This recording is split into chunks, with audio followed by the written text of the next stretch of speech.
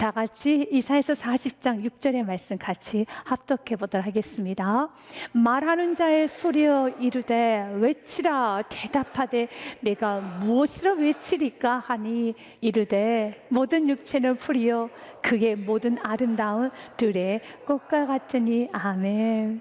오늘 본문 말씀의 배경은 이스라엘 백성들이 죄를 지어서 바빌론의 포수로 끌려갑니다. 그리고 그때 하나님께서는 이스라엘 백성들에게 말씀하십니다. 이사야 선지자를 통해서 내 백성에게 나의 마음을 전하여라. 내 백성들을 위로하여라. 내 백성을 위로하라. 지금 바벨론 안에서 포수 생활을 하고 있는 이스라엘 백성들에게 하나님께서는 그들에게 말씀합니다. 내 백성을 위로하여라.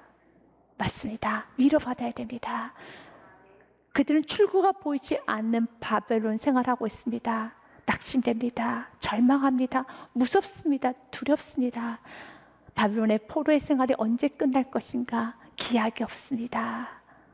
하나님께서는 그들을 위로해 줌으로써 소망 잃지 말고 낙심하지 말고 하나님 때가 되면 회복시켜 준다는 그 소망의 말씀을 믿고 그곳에서 하나님을 바라보며 회복되기를, 바로 그곳에서 벗겨질 건 벗겨지고 버려질 건 버려지고 고칠 건 고쳐지면서 다시 새롭게 되기를 원하고 있습니다.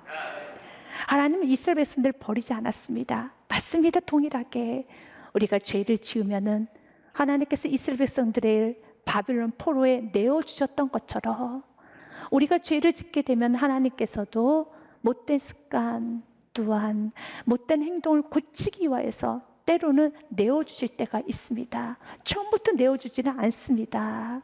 이스라엘 백성들 참 오래 참았고 많은 메시지를 줬고 환경을 통하여서도 많이 하나님께서 말씀하셨지만 그들은 벗겨지지가 않았어요.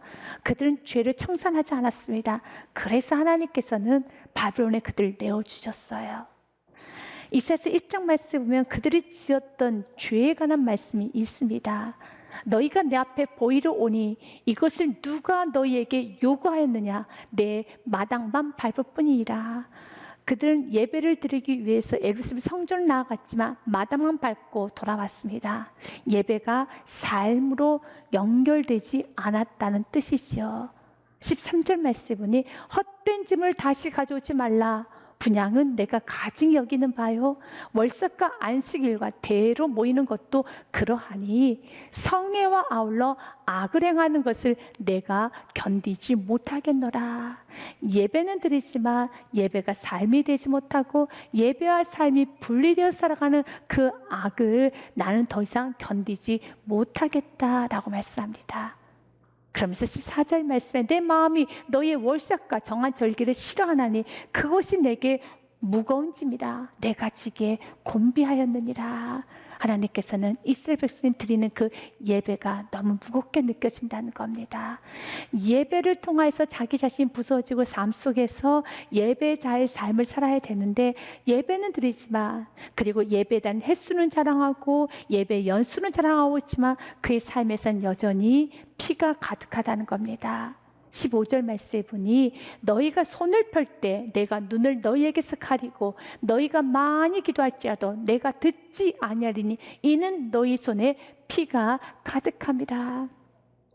삶 속에서 말씀을 이루는 순종의 삶을 사는 것이 아니라 여전히 혈기의 피가, 분노의 피가, 욕심과 이기심과 시기, 질투의 피와 교만의 피가 가득하다는 거죠. 그래서 하나님께서는 이스라엘 백성들을 참 많이 관여하셨지만 끝까지 그 모든 죄악된 삶을 청산하지 못했을 때 바빌론에게 내어주셨습니다. 그러나 버리지는 않았습니다. 그래서 내 백성을 위로하는 겁니다. 이스라엘 백성들을 버린 거 아니기 때문에 이사야 선지자에게 내 백성을 위로하여라. 이스라엘 백성들 위로를 받아야지만 그곳에서 살 수가 있는 겁니다. 동일하게 지금 우리에게도 말합니다. 내가 널 버리지 않았어. 그러나 너희들의 잘못된 습관, 행동, 거룩하지 못한 생활, 너의 삶에, 너의 인생 가운데 피가 너무 많이 묻었어. 너의 가정에 피가 너무 많이 묻었어. 그래서 하나님께서 때로는 우리들 내어주실 때가 있어요. 가난이라는 질병이라는 어떤 문제 앞에 어려움에 내어주면서 우리를 낮출 때가 있습니다. 버리신 건 아닙니다. 하나님께 위로받으십시오. 위로받으시고 하나님 내가 다시 한번 돌이키겠습니다. 버릴 걸 버리고 고치고 다시 예배자로 세워지겠습니다. 하나님께서 주시고자 하는 위로의 메시지는 세 가지입니다. 첫 번째는 소망의 메시지를 선포합니다. 2절 말씀 참 귀합니다. 같이 이사야서 40장 2절의 말씀 합독해 보도록 하겠습니다. 너희는 예루살렘 마음에 닿도록 말하며 그것에게 외치라. 그의 노역의 때가 끝났고 그의 죄악의 사함을 받았느니라. 그의 모든 죄로 말미암아 여호와의 손에서 벌을 배나 받았느니라 할지니라 하시니라. 아멘. 2절의 말씀 소망의 메시지죠. 여러분, 내가 죄의 대가를 영원히 치른다라면 우리는 못 살아요. 지옥이라는 것이 어떤 것입니까? 죄악의 대가를 영원히 치르는, 지옥에서 영생하는 것이 지옥이지요. 하나님께서 말합니다. 지금 바벨론에 있지만 그곳에서 영원히 있는 거 아니야. 그 문제 가운데 영원히 있는 것이 아니란다. 그의 노역의 때가 끝났고 그 죄악의 사함을 받았느니라. 아멘. 여러분, 노역의 때는 끝난 때가 있어요. 고난의 끝나는 때가 있습니다. 때가 되면 하나님께서는 우리를 돌이켜십니다. 우리를 세워주십니다. 벗겨지고 부서지고 부서지면 하나님께서는 굳건히 세우십니다. 그렇기 때문에 절망하고 낙심하지 마십시오. 때로는 내가 절망이 몰려올 때, 낙심과 불안이 몰려올 때, 그때마다 그 소망 대신 예수 그리스도의 말씀을 꼭 붙잡고 그 말씀이 내 마음에 닿도록 선포해야 되는 겁니다. 2절의 말씀에 참 귀한 말씀에 앞구절에 단어가 있어요. 너희는 예루살렘 마음에 닿도록 말하며 그것에게 외치라.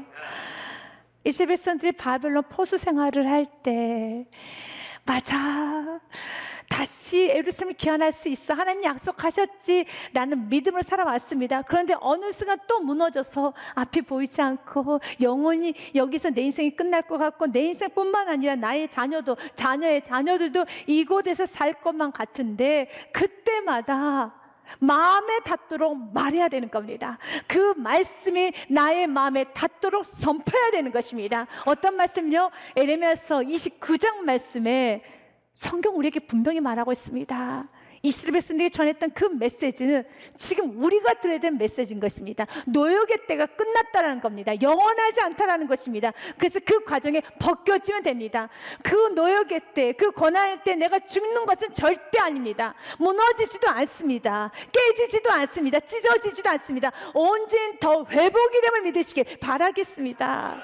여호와께서 이와 같이 말씀하시니라. 바벨론에서 70년이 차면 내가 너희를 돌보고 나의 선한 말을 너희에게 성취하여 너희를 이곳으로 돌아오게 하리라. 아멘. 이곳으로 돌아오게 하리라. 출구 없이 반복적인 싸움과 언쟁과 폭력과 폭언과 문제와 질병과 가난과 모든 문제가 산산겹겹이 있다 할지라도 영원하지 않습니다. 때가 되면 돌아오게 되리라. 노역의 때가 끝난다는 것입니다. 이걸 믿고 순간 낙심이 올 때마다, 좌절이 올 때마다 이 말씀 선포해서 그 말씀이 마음에 닿을 수 있도록, 내 마음에 불이 붙을 수 있도록 이 말씀으로 나의 마음이 사로잡아지고 이 말씀이 이루어짐을 내가 선명히 보는 그때까지 외치라는 거죠. 2절의 말씀을 한 번 더 보도록 하겠습니다. 2절의 말씀에 보니 이렇게 되어 있죠. 예루살렘 마음에 닿도록 말하며 그것에게 외치라. 외쳐야 되는 겁니다. 믿음은 바라는 것들의 실상입니다. 여러분들 지금 어떤 걸 바라고 있습니까? 부정적인 이미지가 여러분에게 명확하면 그 부정적인 방향으로 인생 끌고 가게 돼 있어요. 그러나 하나님께서 여러분에게 주신 그 약속의 말씀이 여러분 마음에 와 닿도록 외쳐서 그 말씀이 나의 머리에, 나의 생각 속에 이미지가 분명해야 되는 겁니다. 믿음은 바라는 것의 실상이 된다고 했습니다. 하나님의 나를 향한 생각은 재앙이 아닙니다. 미래와 희망입니다. 믿음은 여호와의 말씀이니라. 너를 향한 나의 생각을 내가 아나니 평안이요 재앙이 아니니라. 너희에게 미래와 희망을 주는 것이니라. 재앙이 아닙니다. 바벨론에서 그들이 끝나는 것이 아닙니다. 바벨론에서 그들이 맞춰지는 것이 아닙니다. 그렇기 때문에 70년이 지나면 때가 되면 다시 돌아옴을 믿고 내가 너를 향한 생각은 평안이요 재앙이 아니니라. 그래서 무엇 해야 되겠습니까? 12절과 13절이죠. 너희가 내게 부르짖으며 내게 와서 기도하며 내가 너희들의 기도를 들을 것이요. 13절 말씀 같이 읽겠습니다. 너희가 온 마음으로 나를 구하며 나를 찾을 것이요 나를 만나리라. 아멘. 바벨론에서 주님을 찾아야 돼요. 주님을 찾아야 됩니다. 나에게 순간 두려움이 올 때 그때 그 두려움을 몰아내고 주님을 찾아야 되는 것입니다. 그래서 믿음이 나의 생각 속에 선명해질 때까지 여러분 마음에 닿도록 계속적으로 선포하면서 그 믿음 그대로 하나님께서는 다시 회복시켜 주신다고 하셨어. 하나님께서는 영혼을 회복시켜 주셔. 하나님께서는 반드시 우리 가정을 여호와를 경외하는 가정으로 만드셔. 반드시 하나님 뜻은 이루어집니다라고 이 약속의 말씀을 끊임없이 선포하면서 나아갈 때 그 믿음은 바라는 것의 실상이 되죠. 그러면 그 믿음은 어떻게 우리에게 생겨나게 되는 걸까요? 로마서에 보니까 믿음은 들음에서 나며 들음은 그리스도의 말씀으로 말미암느니라. 오늘도 말씀이 선포돼야 합니다. 이스라엘 백성들에게 필요한 것은 바벨론에서 살고 있는 이 세상에 살고 있는 우리들에게 필요한 것은 말씀이다. 약속의 말씀, 소망의 말씀을 들으셔야 됩니다. 하나님은 결코 우리를 버리지 않습니다. 시편 42편에도 주님 우리에게 이렇게 말씀합니다. 하나님께 소망을 두라. 내 영혼아 내가 어찌하여 낙심하며 어찌하여 내 속에서 불안해하는가. 너는 하나님께 소망을 두라. 그가 나타나 도우시는 말미암아 내가 여전히 찬송하리다. 아멘. 하나님께 소망을 두십시오. 하나님 반드시 성취하십니다. 두 번째, 우리가 하나님께 받아야 될 위로는 회개하는 위로를 받아야 됩니다. 하나님 위로는 참 다양합니다. 세상 위로와 달라요. 하나님께서 우리를 위로하신데 깊이 우리의 죄를 보게 합니다. 그리고 회개하게 합니다. 회개를 하고 나면은 원망 불평이 사라져요. 그리고 하나님 은혜였습니다. 감사합니다. 70년이란 노역의 생활이 너무 과하다고 생각드는 것이 아니라 내가 이렇게 살 수 있는 게 은혜군요. 내 죄를 깨닫게 되면은 70년의 노역의 생활을 크게 느껴지는 것이 아니라 지금 나에게 받고 있는 고난이 지금 내가 겪고 있는 이 아픔을 크게 생각하는 것이 아니라 깊이 회개를 하게 되면은 나는 1000만 번 내 인생이 끝나도 끝났어야 되는 인생인데 이렇게 살아온 것이 은혜였습니다. 나는 고백을 하게 돼요. 다니엘서 9장에 보면 다니엘이 하나님 앞에 기도하기로 결심합니다. 그 기도하기로 결심한 때가 9장 2절 말씀에 보면 곧 그 통치 원년에 나 다니엘이 이 책을 통해, 여기서 책은 에레미야가 썼던 선지서를 말합니다. 이 말씀이죠. 이 말씀을 통해 여호와께서 말씀으로 선지자 에레미야에게 알려주신 그 연수를 깨달았나니 곧 예루살렘 황폐함이 70년 만에 그치리라 하신 것이라. 아, 하나님께서 70년 만에 그치리라. 이 70년을 동일하게 70년을 봐도 어떤 성도님은요, 너무 과해, 하나님 너무 하셨어 하시는 성도님도 계실 것이고, 다니엘은 그렇게 생각하지 않습니다. 70년 만에 그치리라. 이건 기적이야, 은혜야. 회개를 하게 되면은 내가 받은 고난이 지금 내가 겪었던 어려움을 크게 생각하는 것이 아니라 이 고난과 어려움은 정말 나의 죄에 비하면, 내가 쌓아놓은 악에 비하면 너무 가벼운 하나님의 궁일이었습니다라는 고백을 합니다. 다니엘은 그의 나이 15세 때 바빌론의 포로로 끌려갑니다. 그리고 그곳에서 하나님을 섬기죠. 뜻을 정할 하나님을 섬겼고, 하나님을 섬긴다는 그 이유로 많은 어려움을 받습니다. 생명의 위기도 겪습니다. 사자굴에 들어가는 무서운 경험을 하게 됩니다. 많은 사람들이 그를 시기하고 질투하고 경계하고 의심합니다. 그의 인생은 눈물로 지어진 인생입니다. 그랬던 인생이었지만 그가 하나님께서 70년 만에 회복시켜준다는 그 메시지를 듣고, 버리시지 않았다는 그 메시지, 한 메시지를 듣고, 하나님 나를 버리지 않으셨구나, 하나님께서는 우리 가정을, 하나님께서 이 나라 이 민족을 버리지 않으셨구나, 이것은 하나님의 기적이야, 회개를 하게 되면 감사하죠. 3절 말씀 보면 그가 베옷을 입기 시작합니다. 내가 금식하며 베옷을 입고 죄를 덮어쓰고 주 하나님께 기도하며 간구하기를 결심을 하면서, 내 하나님 여호와께 기도하며 자복하며 통해 자복하며 이르기를, 크시고 두려워할 주 하나님, 주를 사랑하고 주의 계명을 지키는 자를 위하여 언약을 지키시고 그에게 인자를 베푸시는 이여, 우리는 이미 범죄하여 패역하며 행악하며 반역하며. 이것이 회개예요. 회개는 이렇게 하는 겁니다. 우리는 범죄했고 패역했고 행악했으며 반역했으며 주의 법과 규례를 떠났으며 말을 너무너무 듣지 않는 나였습니다. 백성이었습니다. 우리가 또 주의 종 선지자들이 주의 이름으로 우리 왕들과 우리의 고관과 조상들과 온 국민에게 말씀한 것을 듣지 아니하였나이다. 나 참 말 안 들었습니다. 너무 말 안 들었습니다. 그런 나를, 그런 우리의 가정을, 이 나라 이 민족을 주님께서는 버리지 아니하시고 여기까지 오게 하여 주셨습니다. 하나님 우리를 버리지 않습니다. 위로받기 원합니다. 내가 널 왜 버려? 난 널 버리지 않았어. 내 사랑하는 자녀야. 그래, 내가 너를 허용했었지. 고난이라고, 그리고 어려움 가운데 여러 가지 문제까지 허용했었지. 그렇다면 그 허용하신 이유를 깨달아야 되는 겁니다. 이유를 깨닫지 못한다면, 내가 고난을 받아도, 내가 지금 이렇게 바빌론의 포로의 생활을 하여도 왜 내가 생활을 하고 있는지를 모른다면 안 되는 것이에요. 찰스 스프린전 목사님이 다윗과 골리앗에 관한 내용을 설교로 했던 그 내용 중 일부분을 여러분들에게 읽어드리고자 합니다. 하나님께 대드는 이 골리앗은 이마에 돌을 맞고서 쓰러졌다. 돌을 맞고 쓰러져서 생각할 수만 있다면 그는 낮아질 수 있는 가능성이 있는 사람이다.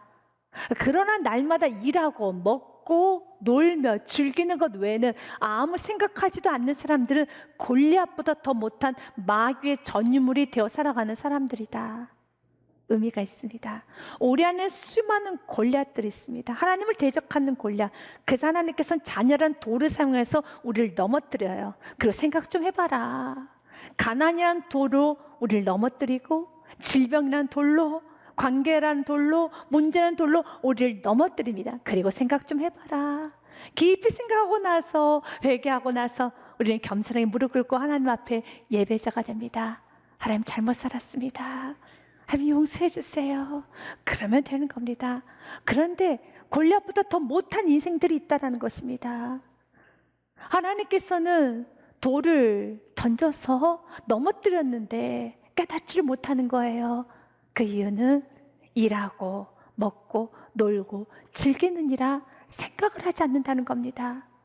내가 어떤 존재인지. 하나님께서는 오늘도 우리에게 위로하여 주시면서 내가 어떤 존재인지를 깨닫기 원하고 있습니다. 이사야서 40장 1절의 말씀은 너희는 내 백성을 위로하라 라고 하면서 첫 번째로 줬던 메시지가 노역의 때가 끝났다, 걱정하지 말아라, 다시 돌아오게 될 것이란다 라고 소망의 메시지를 주고, 또 회개할 수도 은혜를 내려주십니다. 그리고 마지막 메시지는 약속의 성취죠.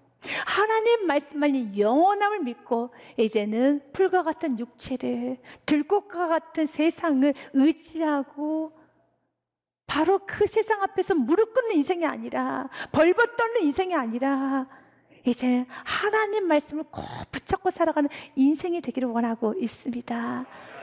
40장 6절 말씀에 보면 내 백성들에게 외치라는 것입니다. 말하는 자의 소리에 이르되 외치라 대답하되 내가 무엇을 외쳐야 되겠습니까? 내가 뭐라고 선포를 해야 되겠습니까? 무엇이라고 외치리까 하니 이르되 모든 육체는 풀임을 외쳐라. 그의 모든 아름담들의 꽃과 같음을 외쳐라. 맞습니다. 인생이 풀이란다. 인생이 들꽃과 같단다. 그 푸른 7절 말씀에 풀은 마르고 꽃이 시드면 여호와의 기운이 그 위에 불미라.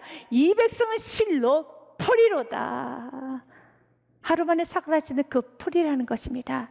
역시 풀은 첫 번째로 해석할 수 있는 것은 바벨론 사람들을 말합니다. 바벨론 사람들은 그 당시에 바벨론 제국이라고 할 정도로 온 세상을 다 제패했습니다. 하지만 BC 538년에 페르시아에 의해서 무너졌지요. 바벨론 그 누구도 알지 못한 사라진 나라가 되었습니다. 이렇게 너희들이 지금 눈치를 보고 있는 바벨론, 눈치를 보고 있는 아수르, 애굽 눈치 볼 거 아니란다. 그런데 어리석게 풀과 같은 바벨론을, 풀과 같은 애굽을, 풀과 같은 아수르의 눈치를 보고 있다는 겁니다. 동일하게 우리에게도 말합니다. 세상 눈치 보지 말고, 난 사람 눈치 보지 말고, 너 자신을 너무 크게 생각하지 말고 하나님께 집중하기 원합니다. 내가 지금 풀과 같고 들의 꽃과 같다는 것을 알고 하나님 나에게 집중하는 것이 아니라 8절 말씀에 집중하기 원합니다. 같이 읽겠습니다. 풀은 마르고 꽃은 시드나 우리 하나님의 말씀은 영원히 서리라. 아멘. 말라 질 수밖에 없는 풀과 같은 나, 들꽃 같은 나, 들꽃 같은 세상을 바라보면서 동문서주하며 내가 살아가는 것이 아니라 믿음 없이 낙심하고 오래하고 불안해하고 무서워하고 두려워하며 살아가는 것이 아니라 하나님 말씀은 영원히 있음을 믿고 하나님 말씀에 붙잡혀서 그 말씀이 이루어짐을 보고 살아가는 인생이 되게 하여 주시옵소서. 수학자이면서 철학자인 파스칼, 그가 팡세라는 책을 썼죠. 팡세라는 뜻은 묵상, 생각이란 그런 뜻을 갖고 있습니다. 생각 좀 해봐라 하면서 인간이 생각해야 될 그런 여러 가지에 관한 내용을 기록해 놨습니다. 인간이 누구이고 죄가 무엇이고 예수 그리스도가 무엇이고 누구이며 이렇게 좀 생각을 하여라 라고 쓴 책이 팡세죠. 참 귀한 책이죠. 여러분들이 가장 잘 아는 명언이라고 하죠. 팡세에 기록된 그 명언 잘 알 겁니다. 인간은 자연에서 가장 약한 갈대이다. 맞습니다. 인간은 풀과 같고 들의 꽃과 같습니다. 팡세 생각하여라, 묵상하여라. 인간은 세상에서 가장 약한 갈대이다. 하지만 생각하는 갈대이다. 생각해야 되는 겁니다. 내가 얼마나 연약한 존재인지, 오늘도 하나님께 위로받지 않으면 살아갈 수 없는 존재인 걸 좀 생각하고 하나님 앞에 겸손하게 살아야 된다는 것입니다. 짧은 인생, 이스라엘 백성들은 죄를 너무 많이 지었죠. 이스라엘 백성들만 죄를 많이 지었을까요? 내 남은 생에 같이 몇 년 남았나? 이렇게 남은 생에 몇 년 안 남았는데 남은 생에조차도 또 죄를 짓고 산다라는 것은 너무 의미가 없죠. 너무 불쌍한 인생이죠. 다짐해야 돼요. 내가 풀과 같고 들의 꽃과 같다는 것을 알고 이제 내 남은 생에 죄 짓고 사는 것이 아니라 아름다운 예수 그리스도 향기 드러나면서 믿음 다하여 살기 원합니다. 하나님 말씀을 영원함 믿고 그 말씀에 순종하며 살기 원합니다. 그의 책을 조금 더 인용하도록 하겠습니다. 인간을 무너뜨리기 위해 온 우주가 무정할 필요는 없다. 한 방울의 수증기도 한 방울의 물로도 인간을 죽일 수 있다. 맞습니다. 여러분, 눈에도 보이지 않는 그 세균 하나로도 인간을 얼마든지 죽일 수 있을 만큼 인간은 풀과 같은 존재예요. 인간들의 꽃과 같은 존재입니다. 그렇기 때문에 이렇게 연약한 존재이기 때문에 8절 말씀을 꼭 붙잡고 풀은 마르고 꽃은 시드나 우리 하나님 말씀은 영원히 성을 믿고 어떤 순간에도 세상 앞에 무릎 꿇는 것이 아니라 또 낙심하는 것이 아니라 하나님 말씀 영원함 믿고 가고 담대하게 바로 그곳에서 하나님 위로를 받으며 지금까지 살아왔던 것처럼 앞으로 살아가시기를 바라겠습니다. 하나님은 바벨론에 포수 생활하고 있는 이스라엘 백성들에게 선포하라는 겁니다. 내 백성을 위로하여라. 때가 되면 다시 돌아오게 될 것이란다. 낙심하지 말고 좌절하지 말고 바로 그곳에서 벗겨질 건 벗겨지고 부서질 건 부서져서 다시 새롭게 하여라 라고 위로의 메시지를 주면서 우리 모든 다 연약한 존재들이란다. 지금 너희들이 바라보고 있는 그 바벨론도 연약한 존재들이란다. 곧 무너질 수 있는, 무너지는 풀과 같은 존재들이란다. 그렇기 때문에 하나님의 말씀만이 영원을 믿고 가고 담대하게 일어서시길 바라겠습니다.